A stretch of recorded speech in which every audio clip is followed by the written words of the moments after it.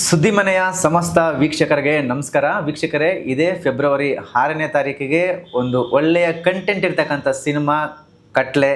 So ನಮ್ಮ ಕೆಂಪೇಗೌಡರು ನಾಯಕ ನಟರಾಗಿ ಅಭಿನಯಿಸಿರ್ತಕ್ಕಂಥ ಕಟ್ಲೆ ಸಿನಿಮಾ ರಾಜ್ಯಾದ್ಯಂತ ಬಿಡುಗಡೆ ಆಗ್ತಿದೆ. ಸೊ ಕಟ್ಲೆ ಸಿನಿಮಾದ ನಿರ್ಮಾಪಕರು ಅಂದರೆ ನಮ್ಮ ಭರತ್ ಗೌಡವರು ಇವತ್ತು ನಮ್ಮ ಜೊತೆಗೆ ಜಾಯ್ನ್ ಆಗಿದ್ದಾರೆ ಈ ಒಂದು ಸಂದರ್ಶನಕ್ಕೆ. ಸೊ ಅವ್ರನ್ನ ಸ್ವಾಗತ ಮಾಡೋಣ. ಸರ್ ನಮಸ್ತೆ. ನಮಸ್ತೆ ಬ್ರದರ್. ಹೇಗಿದ್ದೀರಿ ಸರ್? ಬ್ರದರ್ ತುಂಬ ಚೆನ್ನಾಗಿದೆ. ನೀವು? ಸೂಪರ್ ಆಗಿದ್ದೀನಿ ಸರ್. ಭರತ್ ಗೌಡ್ರು ಅಂದಿದ್ದೆ ನಮಗೆ ಸಾಕಷ್ಟು ನಿಮ್ಮ ಸಾಮಾಜಿಕ ಏನು ಹೇಳ್ತೀವಿ ನಾವು ಸಾಕಷ್ಟು ನಮಗೆ ಸಮಾಜ ಸೇವೆ ಮಾಡಿರುವಂಥದ್ದು ಸಾಕಷ್ಟು ಕಣ್ಮುಂದೆ ಬರುತ್ತೆ ನಮಗೆ. ಹೌದು ಹೌದು ಹೌದು ಸರ್. ಈಗ ಮೊದಲ ಬಾರಿಗೆ ಕಟ್ಲೆ ಸಿನಿಮಾ ಮುಖಾಂತರ ನಿರ್ಮಾಪಕರಾಗಿ ಇಂಡಸ್ಟ್ರಿಗೆ ಎಂಟ್ರಿ ಕೊಟ್ಟಿದ್ದೀರಿ. ಅದೇ ನಾವು ಇಂಡಸ್ಟ್ರಿಲಿಗೆ ಅಚಾನಕ್ ಆಗಿ ಏನು ಬಂದಿದ್ದಲ್ಲ ಸರ್ ಇದು. ಅಂದ್ರೆ ನಾವು ಸ್ಕೂಲ್ ಏಜಲ್ಲಿ ಇದ್ದಾಗೆ ಅವಾಗ್ಲಿಂದನೂ ಹುಚ್ಚು. ಅಂದ್ರೆ ಆಕ್ಟಿಂಗ್ ಮಾಡಕ್ ಬರಲ್ಲ. ಓಕೆ. ಇನ್ನು ಆಕ್ಟಿಂಗ್ ಮಾಡಕ್ ಬರಲ್ಲ, ಇನ್ನು ಡೈರೆಕ್ಷನ್ ಮಾಡಕ್ ಬರಲ್ಲ, ಬೇರೆ ಏನ್ ಬರುತ್ತಿನ್ನ ಇನ್ನು ಇರೋದೇ ಒಂದು ಪ್ರೊಡಕ್ಷನ್ ಹೌಸ್ ಮಾಡೋದು, ಪ್ರೊಡಕ್ಷನ್ ಮಾಡೋದು. ಹಂಗೆ ಸ್ಟಾರ್ಟ್ ಆಗಿದ್ದೆ ಫಸ್ಟ್ ಕುಸೆ ಇದು ಸರ್, ಕಟ್ಲೆ ಅಂತ. ಕಟ್ಲೆ ಅಂತ ಇವತ್ತು 6ನೇ ತಾರೀಕು ರಿಲೀಸ್ ಆಗ್ತಾ ಇದೆ. ಜನಗಳೆಲ್ಲ ಆಶೀರ್ವಾದ ಮಾಡಬೇಕು ಸರ್. ಹೇಳಿದ್ರಿ ನೀವು ಡೈರೆಕ್ಷನ್ ಬರಲ್ಲ, ನಮ್ಗೆ ಗೊತ್ತಿಲ್ಲ. ಜೊತೆಗೆ ಆಕ್ಟಿಂಗ್ ಅಂತೂ ಕ್ಯಾಮ್ರಾ ನಾನು ಇಷ್ಟು ನೀವು ಹೇಳ್ತಾ ಇದ್ರಲ್ಲ ಸರ್, ಸಮಾಜ ಸೇವೆ ಆಗಲಿ ಇಲ್ಲಾಂದ್ರೆ ನಾವು ಕೊರೋನಾ ಟೈಮಲ್ಲಿಂದ ಅಲ್ಲಿಂದ ಹಿಡಿದು ಇಲ್ಲಿವರೆಗೂ ಒಂದು 10 ವರ್ಷ ನಂದೇ ಟ್ರಸ್ಟ್ ಇದೆ sir. Bharat Gowda charitable trust ಇದೆ. ಟ್ರಸ್ಟ್ ಮುಖಾಂತರ ಓದೋ ಮಕ್ಳಿಗಾಗ್ಲಿ, ಅನಾಥಾಶ್ರಮಗಳಿಗಾಗ್ಲಿ, ಆಮೇಲೆ ನೀವು ಕೊರೋನಾ ಟೈಮಲ್ಲಂತೂ ನಾವು ನೋಡಿದ್ವಿ ಸರ್.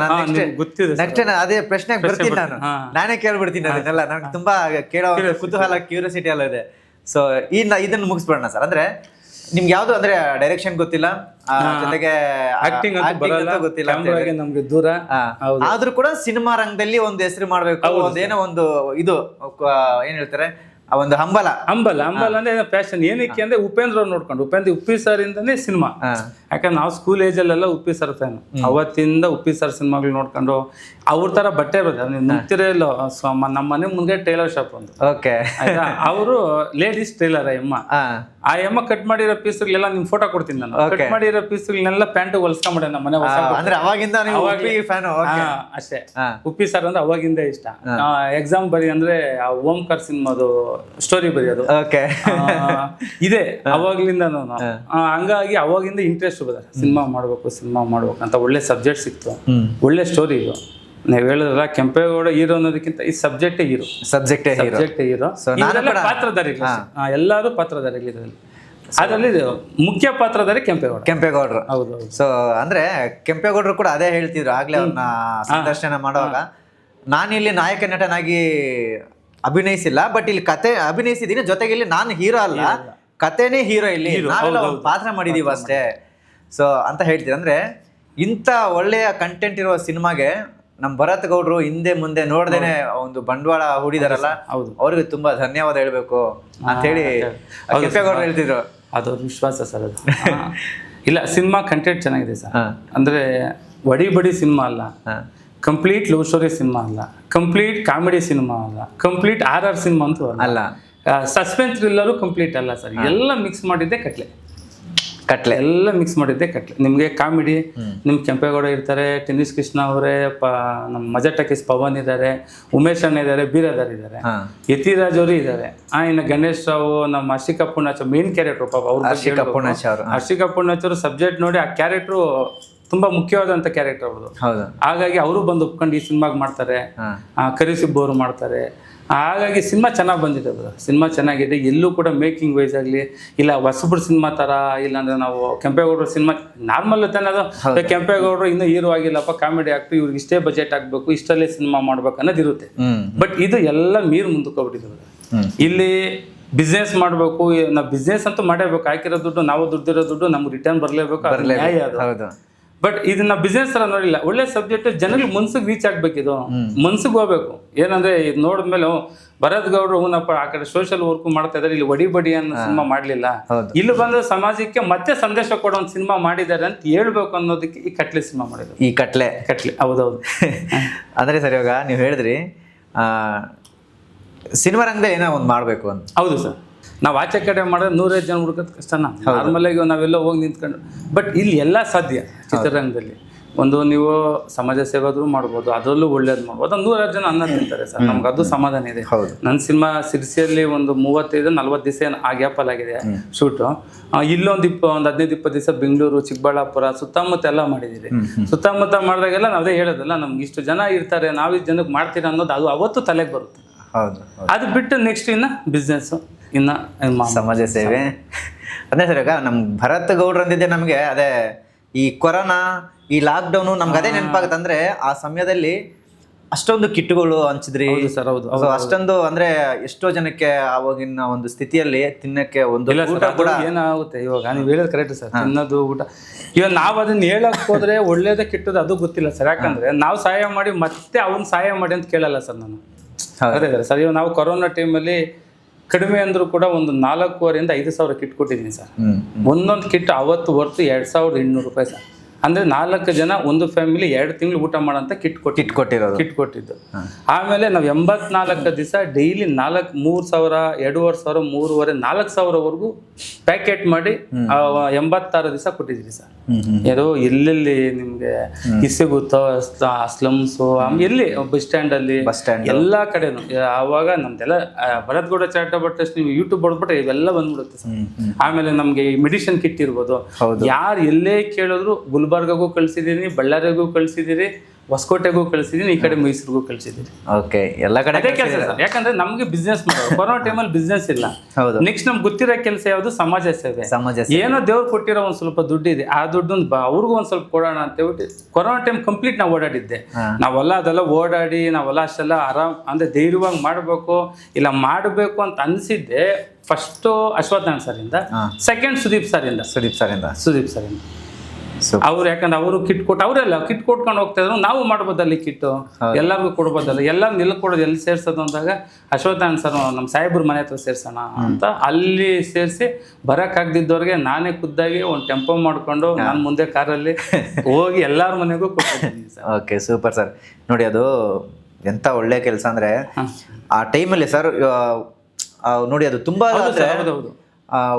ಇವಾಗ ಒಬ್ರು ನೋಡಿ ನೀವು ಮಾಡಿದ್ರಿ, ನಿಮ್ಮಿಂದ ಸಾಕಷ್ಟು ಜನರು ಶುರು ಮಾಡಿದ್ರು ಅದು ಆ ಟೈಮಲ್ಲಿ. ನಾನು ಹೇಳ್ತೀನಿ, ಒಬ್ರು ಇನ್ಸ್ಪೈರ್ ತಗೊಂಡು ಅಶ್ವತ್ಥನಾರಾಯಣ ಸರ್ ಏನ್ ಮಾಡಿದ್ರು ಅವ್ರು ನೋಡ್ಕೊಂಡು ನಾನ್ ಮಾಡೋಣ ಅಂತ ಹೋದೆ ಮುಂದೆ. ಅದು ಆ ಟೈಮಲ್ಲಿ ಸುದೀಪ್ ಸರ್ ಮಾಡಿದ್ರು. ಒಬ್ರು ಯಾವ್ದು ನೋಡಿ ಸರ್, ನಾವು ಇವತ್ತು ಇಲ್ಲಿ ಕುತ್ಕೊಂಡು ಮಾತಾಡ್ತೀರಿ, ಇಲ್ಲ ಸೋಷಿಯಲ್ ಮೀಡಿಯಾದಲ್ಲಿ ಹಾಕ್ತೀರಿ, ನಾವು ಮಾಡೋದ್ನಂದ್ರೆ ನಾವು ತೋರ್ಸ್ಕೊಳಕಲ್ಲ. ಹಂಗ್ ತೋರ್ಸ್ಕೊಬೇಕಂದ್ರೆ ಜಾಸ್ತಿ ತೋರ್ಸ್ಕೊಂಡು ಕುತ್ಕೊಂಬ ಸರ್. ಅದಿದ್ದಾರೆ, ನಿಮ್ಗೂ ಗೊತ್ತು, ಅದೇ ಗೊತ್ತೇ ಸರ್. ಇಲ್ಲಿ ಯಾರೋ ಒಬ್ರು ನೋಡಿ ಕೊಡ್ಲಿ ಅಂತ ಆಗ್ತೀರಿ ಅಷ್ಟೇ, ಆಯ್ತಾ ಸರ್. ಇವಾಗ ನಾವು ಇಲ್ಲಿ ಇದೇ ಫಸ್ಟ್ ಟೈಮ್ ಅದನ್ನ ಬಳಸ್ಕೊಂತಾರ ಸರ್. ನಾವ್ ಇಲ್ಲಿವರೆಗೂ ಇಲ್ಲ, ನಾವು ಅದ್ರ ಬಗ್ಗೆ ಮಾತಾಡಿಲ್ಲ, ನಾವೆಲ್ಲ ಕೇಳೋದು ಬೇಡ ಬಿಡಿ ಸರ್, ಅದು ಮುಗ್ದೋಗಿದೆ. ಅದು ನೆಕ್ಸ್ಟ್ ಏನಿದೆ ಹೇಳಿ ಸರ್, ಮಾಡೋಣ. ಖಂಡಿತ ಸರ್. ಅಂದ್ರೆ ಆಮೇಲೆ ನಿಮ್ಗೆ ಅದ್ರಲ್ಲೂ ಇನ್ನೊಂದೇನಾಯ್ತು ಅಂದ್ರೆ ಸರ್, ಮಂಗಳಮುಖಿಯರು ಕೊಟ್ಟೆ ಸರ್ ನಾನು. ಓಕೆ, ಅದಂತೂ ಅದು ಇವತ್ತಿಗೂ ಖುಷಿ ಇದೆ ಅದು.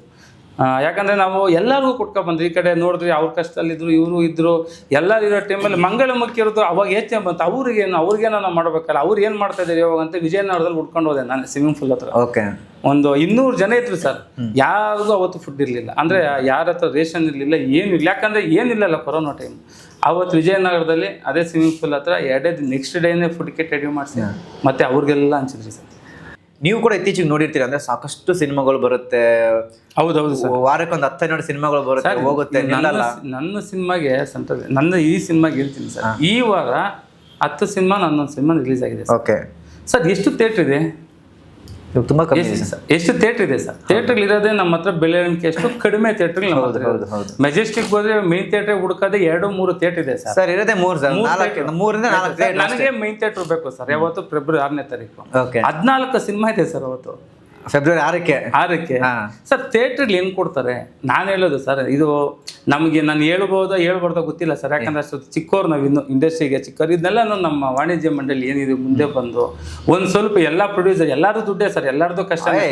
ಲಾಸ್ಟ್ ಏನಂದ್ರೆ ಎಲ್ಲ ಪ್ರೊಡ್ಯೂಸರ್ ನಿಂತ್ರೆ ಇನ್ನೊಂದು ಸಿನಿಮಾ ನಿರ್ಮಾಣ. ಇವತ್ತು ಕಟ್ಲೆ ಗೆದ್ರೇನೆ ನಾಳೆ ಮತ್ತೆ ಇನ್ನೊಂದು ಸಿನಿಮಾ ಮಾಡ್ತೀವಿ.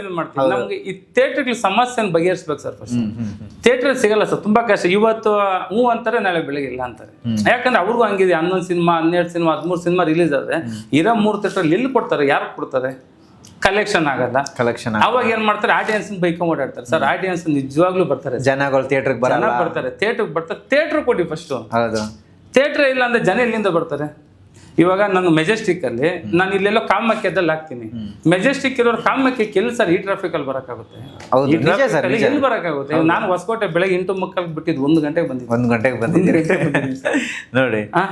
ಅಂದ್ರೆ ಈ ಟ್ರಾಫಿಕ್ ಅಲ್ಲಿ ಥಿಯೇಟರ್ಗಳ ಸಮಸ್ಯೆ ತುಂಬಾ ಇದೆ ಸರ್. ಇದನ್ನ ಅಂದ್ರೆ ಸಿನಿಮಾ ನಾವು ರಿಲೀಸ್ ಮಾಡೋ ನಾನ್ ಸಿನಿಮಾ ಅನೌನ್ಸ್ ಮಾಡಿದಾಗ ನಿಜವಾಗ್ಲೂ ಎರಡೇ ಸಿನಿಮಾ ಇತ್ತು ಸರ್. ಯಾವ್ದು ಅನೌನ್ಸ್ ಆಗಿತ್ತು ಅಂದ್ರೆ ನಾನು ಸಿನಿಮಾ ಅನೌನ್ಸ್ ಆದಾಗ ಗಾರ್ಗ ಅನ್ನೋ ಒಂದು ಮೂವಿ ಅನೌನ್ಸ್ ಆಗಿತ್ತು. ಗಾರ್ಗ ಮೂವಿ ಸೆಕೆಂಡ್ ನಮ್ದು ಅನೌನ್ಸ್ ಮಾಡಿದ್ವಿ ನಾವು. ಡಿಸೆಂಬರ್ ಅಲ್ಲಿ ಅನೌನ್ಸ್ ಮಾಡಿದ್ದೆ ಸರ್. Super sir. ಡಿಸೆಂಬರ್ ಅಲ್ಲಿ ಅದಾದ್ಮೇಲೆ ಬರ್ತು ಸರ್ ಒಂದು 11 ಸಿನಿಮಾ ಇದೆ. ಆ ಪ್ರಮೋಷನ್ ನವೀನ್ ಅದೇ ಹೇಳ್ತಾರೆ, ಅಣ್ಣ 11 ಸಿನಿಮಾ ಪ್ರಮೋಷನ್ ಯಾರು ಎಲ್ಲೆಲ್ಲ ಹಾಕ್ಬೇಕಂತ ಗೊತ್ತಿಲ್ಲ ಅಂತ. ಓಕೆ, ಅಂದ್ರೆ ಸರ್ ಇದಕ್ಕೆ ಅಂದ್ರೆ ಸಿನಿಮಾಗಳು ನಿಲ್ಬೇಕಂದ್ರೆ ಎಲ್ಲೋ ಒಂದು ಬಿಡುಗಡೆಯ ಸಂಖ್ಯೆ ವ್ಯವಸ್ಥೆ ಆಗ್ಬೇಕು ಸರ್. ಒಂದು ಕರೆಕ್ಟ್ ಒಂದು ಇವಾಗ ನಾನು ಅನ್ಕೊಂಡೆ, ನಾನು ಹಿಂದೆ ನಾನು ಸಿನಿಮಾ ನೋಡೋ ಟೈಮಲ್ಲಿ 2 ಸಿನಿಮಾ 3 ಸಿನಿಮಾ ರಿಲೀಸ್ ಆಗ್ತಾ ಇತ್ತು ಸರ್. ಇಲ್ಲ ಮ್ಯಾಕ್ಸಿಮಮ್ ಒಂದು 5 ಸಿನಿಮಾ ಆಗ್ತಾ ಇತ್ತು ಅವಾಗ ನಾನು ನೋಡ್ಬೇಕಾದ್ರೆ ರೀಸೆಂಟ್ ಆಗಿ.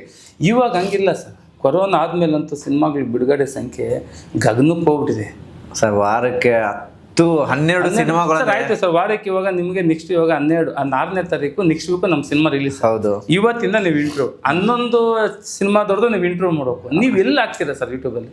ಹೌದು, ಅದು ಕೂಡ ಇದಾಗಿದೆ ಸರ್. ಅದು ಹೌದು, ಒಬ್ಬೊಬ್ರದ್ದು 10 ವಿಡಿಯೋ ಕಟ್ ಮಾಡ್ತೀರಾ ಸರ್. ಹೌದು, ಯಾರು ಜನ ನೋಡಕ ಜನನೇ ಕನ್ಫ್ಯೂಸ್ ಆಗೋತಾರೆ ಸರ್. ಈ ಕೆಂಪೇಗೌಡ ಕಟ್ಲೆ ಮಾಡೋರು ಇಲ್ಲಾಂದ್ರೆ ಗಾರ್ಗ ಗಾರ್ಗ ಹೀರೋ ಕಟ್ಲೆ ಮಾಡೋರು ಗಾರ್ಗ ಮಾಡೋರು 100% ಈಗ ಕನ್ಫ್ಯೂಸ್ ಆಗ್ಲೇ ಆಗುತ್ತೆ ಸರ್. ಹೌದೌದು. ಕಸಪುರದೊಳ್ಳು ಬಂದಿದೆ, ಅದೊಂದು ದೊಡ್ಡ ಸಿನಿಮಾ.